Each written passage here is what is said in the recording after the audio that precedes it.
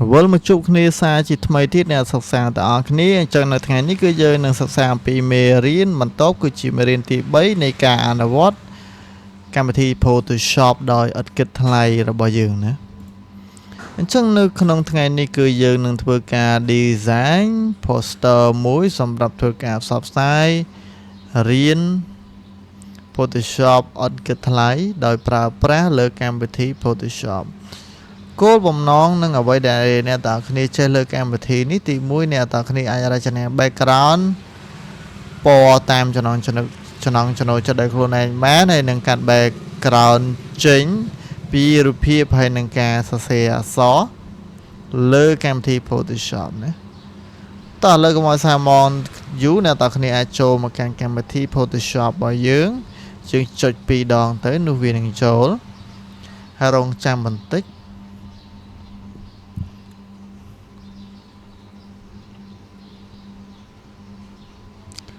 អូខេអញ្ចឹងនៅក្នុងថ្ងៃនេះគឺយើងនឹងទៅបង្កើតក្រដាស A4 មួយយករូបរាងបញ្ឈរហើយកន្លែងនេះយើងអាច rename ជាមួយ file យើងអាចដាក់ ex ប្រមាណ ex ដាក់ ex លំហាត់ ex 3ចឹងយើងមកកើតក្រដាសហើយទី1យើងត្រូវការទៅយករូបភាពមេរៀនរបស់យើងខ្ញុំយកតែនេះទេយក result មកយក result ហើយនឹងយកកម្មវិធី Photoshop រូបភាពកម្មវិធី Photoshop តោះអញ្ចឹងនៅក្នុងថ្ងៃនេះយើងបានបង្កើតក្រដាសមួយហើយ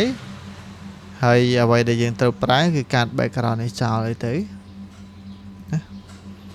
អានេះគឺជារូបរាង result របស់គេព្រោះយើងបានបើក result របស់គេហើយ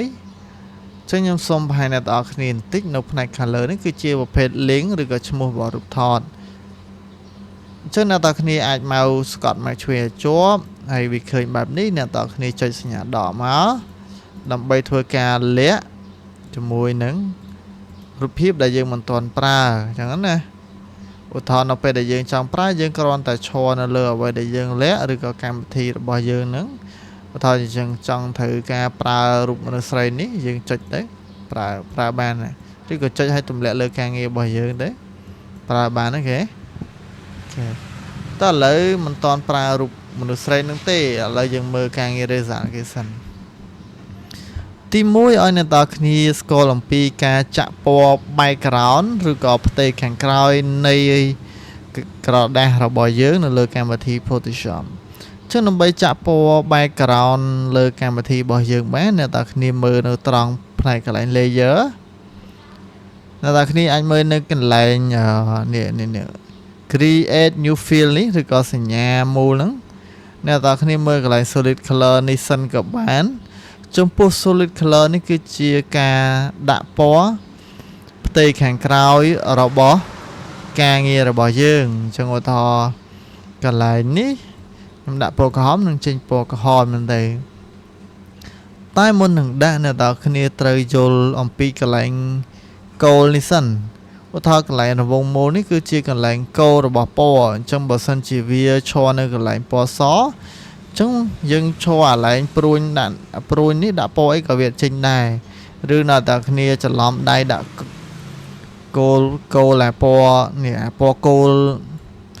មូលនៅកន្លែងពណ៌ខ្មៅចង់ដូរដាក់ពណ៌អីក៏ចេញដែរចឹងបានន័យថាអញ្ចឹងណាអ្នកទាំងគ្នារុញនៅអាផ្នែកជ្រុងផ្នែកខាងស្ដាំទៅចេញពណ៌នេះឧទាហរណ៍ចង់ដាក់ពណ៌អីពណ៌នេះមកយើងអូខេមកអញ្ចឹង background របស់យើងគឺនឹងបានដាក់ចាក់ពណ៌ background ហ្នឹងហើយណាឧទាហរណ៍យើងលែងត្រូវការយើងលុបទេយកពាក្យថា delete layer នេះអញ្ចឹងវាលុបអញ្ចឹងកន្លែងនេះយើងត្រូវយល់កន្លែងសញ្ញាមួយយកពាក្យ solid color ហ្នឹងគឺការចាក់ពណ៌ background ណាចាក់បានទេនៅអីមួយទៀតអូខេអីមួយទៀតណាអីមួយទៀតយើងមើល result យើងនេះគឺយើងបានចាក់ពណ៌ background ជាមួយនឹងពណ៌ទឹកក្រូចឥឡូវយើងសុំទាញជាមួយនឹង result នេះដែរទាញចាំមកទាញទុកមើលតែម្ដង ទា ตีตุกเมื่อดำใบถ้วยกาหนับวอตามโอเค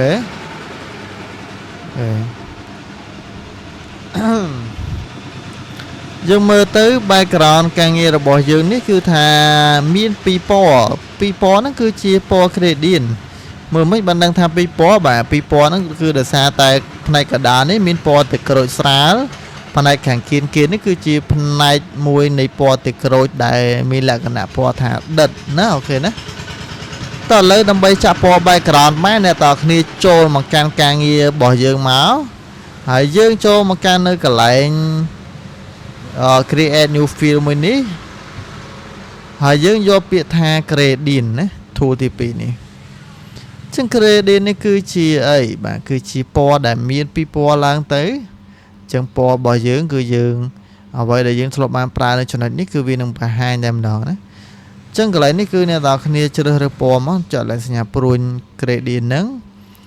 หายยังตัวโยปอเบสิกสันมั้งปออีกบ้านเลยอะไรยังด่าปอเบสิกนี้đã po pipo nhưng rồi đấy trong cái nọ pipo nhưng chứng năm bây giờ đô po bản thái thế nào có thể chụp cái lệnh credit này lại nhầm chỗ nữa cho tới vì nông hành bậc cô credit này edit bản thà vì anh nhạt anh chưa ai tiền chứ giờ anh nhạt edit po được lúc này màn hả chứng ở thò po thì muốn dùng trong màn po ấy rồi chơi lại nằm má trong anh chưa ai tiền cho bạn nhưng trong màn po từ cro là cái này thà từ cro sra chân này là khi ai chùm lon lơ po này thế nè po cái áo po tây càng cái chùm nhom chùm lon món po nhom xăm là tới rồi bọn này là khi thua bài để nhóm là khi chụp lệch nhẹ lệch code đó chàng color này nó hết đã code chẳng quá nè FCC phụ mùi y trắng po để nhom mình đấy chân ở po TP nhom chụp lơ lại y để đấy nhom đạo chơi lại trâu ní, thế, vô po đại cái thằng đấy, hành vô bị thằng ok mà, chẳng lại cái đến cái ao dương cài làmไรtiền, thì mua cái lại ní style ní nào ní ai vô ra đến này, đầm bay ao po thì mua bà dương nơi cái đà, chẳng po thì mua po cái po từ cái sao chẳng dương vô ra đến nó nơi cái đà, cho sân dương vô ăn gõ thì po mày po trông chứ do reflect po là này ha lơ cái áo chân nhầm do redeal mà do ok á lấy dân ai chạm po background bạn ấy ok ở đây dân thời thua tiếc là dân xôm cắt đục mình sấy đang sẵn vì thi cắt đục này sấy đang tiền đục mình sấy đang mà pra sao mà lấy dân ai tiền đùm lẹ lơ càng nghe bao giờ đục mình sấy tiền nhá tiền đùm lẹ anh ấy lẹ vậy nháนี่ยังไอ้ปรุมาvà lúcนี้ยังไอ้กัดนั่นเลยการเงียบยังแต่มาดองแม้ตีนหนุ่มแหลมมั้ยยังเคยแทงlúcนี้มีใบกระดอนการกระดอนมีปอกเขียวจึงอัดจิปัญหาเต้นเนี่ยตอนนี้อัดปลาทูลมือนี้มั้งsubject select tool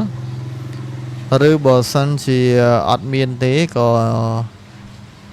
ปลาทูเนี่ยทูพันทูมั้งปลาทูพันทูมั้งdươngพันธุนั่นคือจิมุงเอกัดจังเอาทอdươngจังมันแต่ไม่ได้นั่งเอาทอสันนะ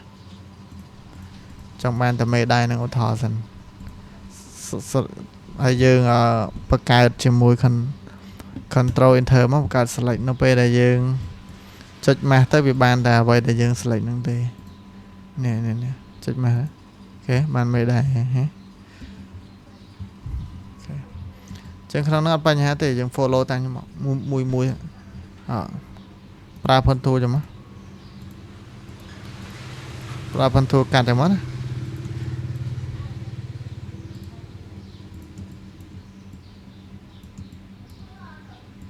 ยังซูมจะมั้ย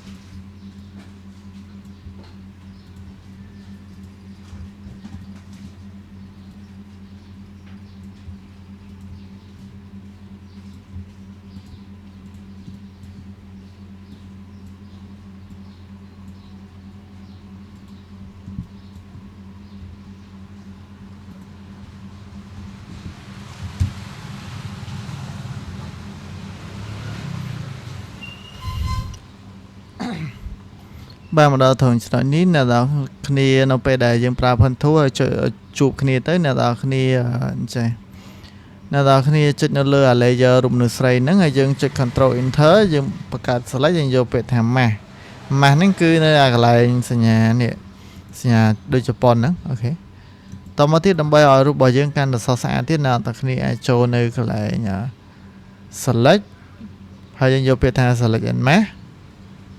នៅថងនេះគឺយើងអាចស្រេជាមួយនឹងអូខេអត់អីទេដាក់នេះមកនៅថងចំណុចនេះគឺថាយើងអាចប្រើម៉ៅរបស់យើងប្រើធូរទី2នេះដើម្បីធ្វើការកាត់អ្វីដែលសល់ចេញណាចាំមក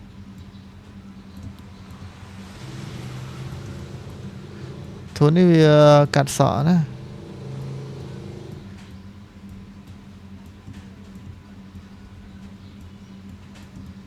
អូខេ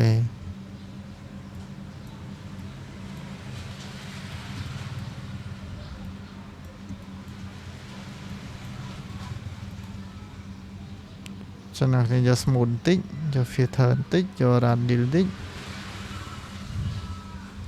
អូខេ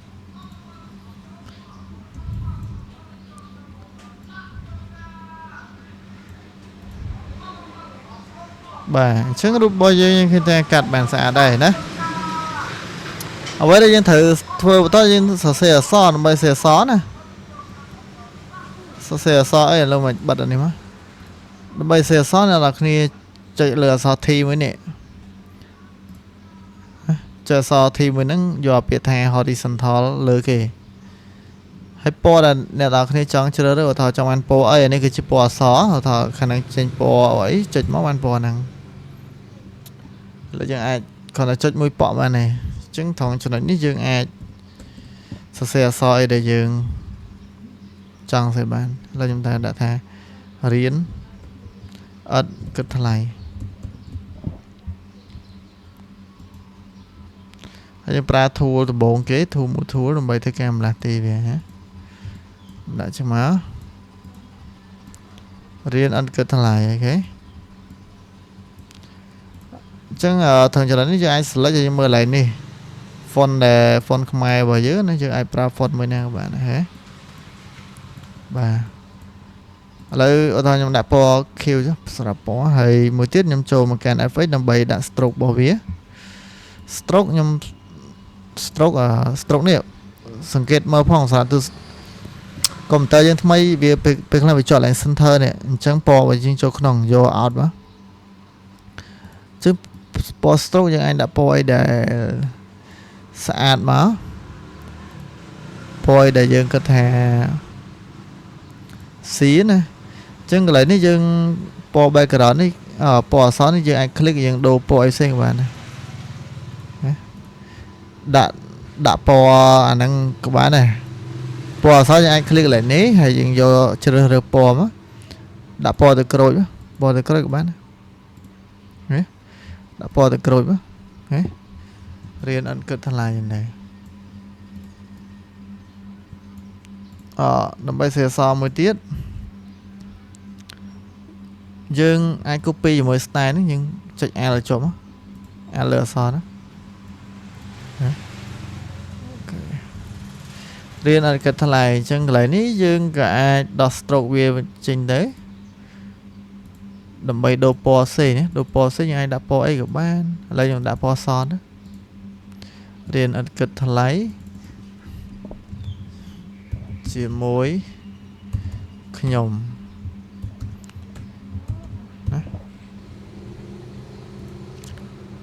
អូខេ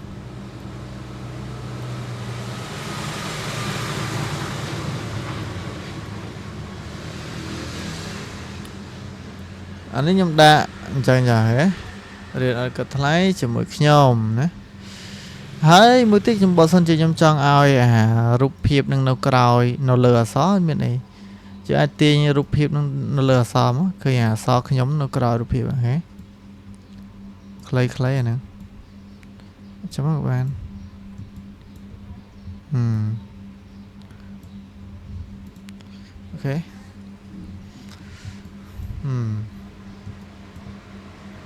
មកមួយទៀតចង់អីដែរ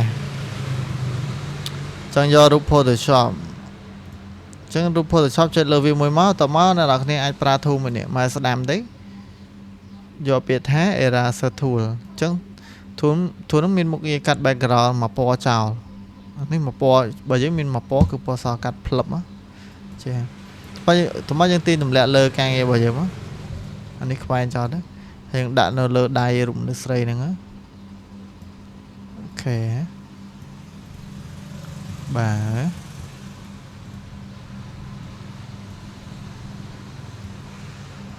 ចុះឧទាហរណ៍យើងចង់បាន Photoshop ពីរយើងអាច copy ពីរអូខេណា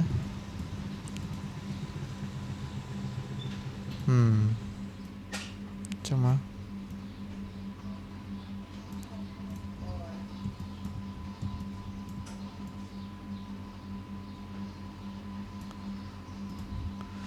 តមកទៀតឧទាហរណ៍អ្នកនរគ្នាចង់ឲ្យនេះដូចនៅក្នុង Razer ចង់ឲ្យលក្ខណៈថារូបរបស់យើងដាច់បែបហ្នឹងណាខ្ញុំនឹងបង្ហាញចំពោះឲ្យរូបភាពរបស់យើងដាច់លក្ខណៈទឹកអាឡូហ្នឹងគឺយើងប្រើ select ហ្នឹងឥឡូវខ្ញុំប្រើប្រាប់មុខងារ select ហ្នឹងបានន័យថាបើសិនជាវាឈរត្រូវ select ត្រង់ណាលុបទៅបានត្រង់ហ្នឹងអញ្ចឹងចាំបានថា tool select របស់យើងគឺជា tool ពេលយើងលុបទៅបានក៏ប៉ុន្តែ tool select របស់យើងមានជ្រុងនឹងមូលទេអញ្ចឹងបានតែគ្នាចង់បានរូបរាងអេផ្សេងៗអ្នកគ្នាត្រូវតែខ្ចីរូបរាងគេមកប្រើណាឥឡូវខ្ញុំខ្ចីរូបរាងមួយនេះទាញមកទម្លាក់លើការងាររបស់យើងមកអញ្ចឹងរូបរាងមួយហ្នឹងគឺយើងដាក់នៅលើរូបមនុស្សស្រីបែបហ្នឹងមកប៉ុណ្ណឹងមកអញ្ចឹងអាអ្នកគ្នាចុច control ឲ្យជាប់ហើយចុចលើ layer ចឹងដូចខ្ញុំបង្ហាញអញ្ចឹង tool ហ្នឹងគឺមុខអារូបភាពហ្នឹងគ្រាន់តែខ្ចីគេទេយើងអាចលុបចោលសិនទៅបន្ទាប់ពីយើងលុបហើយលុបអាសចោលហ្នឹងហើយយើងអាចលុប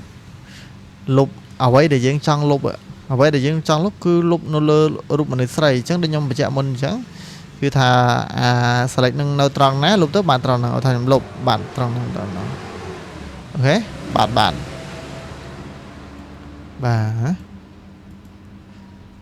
ចឹងចំពោះ Photoshop នេះក៏ពាក្យថា Photoshop នេះអ្នកគ្នាអាចដាក់ stroke ក៏បានដែរជាពាក្យថា stroke នេះដាក់សចេះក៏បានអូខេដាក់ stroke វាទៅចុចលើរូបភាពដាក់ stroke បាទពណ៌នេះគាត់ថាដាក់ពណ៌អីសមគឺយើងដាក់មកឥឡូវខ្ញុំចង់ដាក់ពណ៌អីវិញ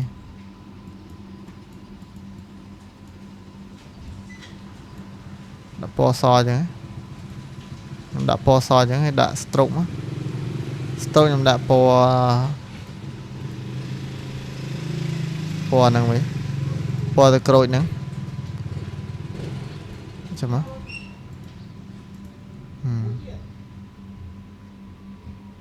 ដាក់ប៉ុណ្ណឹងមក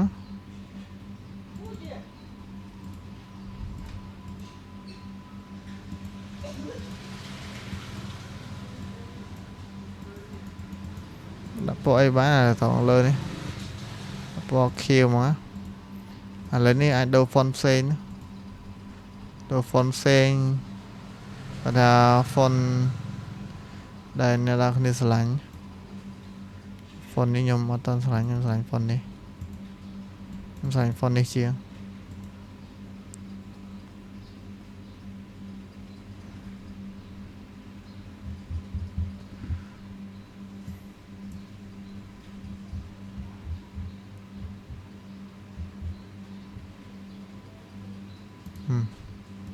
ខ្ញុំស្រឡាញ់ font នេះជាងអូខ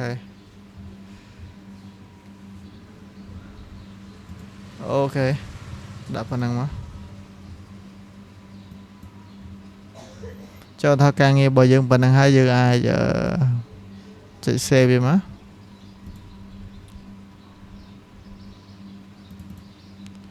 បាទយើងបង្កើត folder ថ្មីមួយទៀតបានន័យថាផ្ទុកជាមួយនឹងមេរៀនទី3 រៀនទី3 save មក save ជា file សិនមកតមកទៀតអ្នកនរគ្នាចូលមកកាន់save as ដែរយក JPEG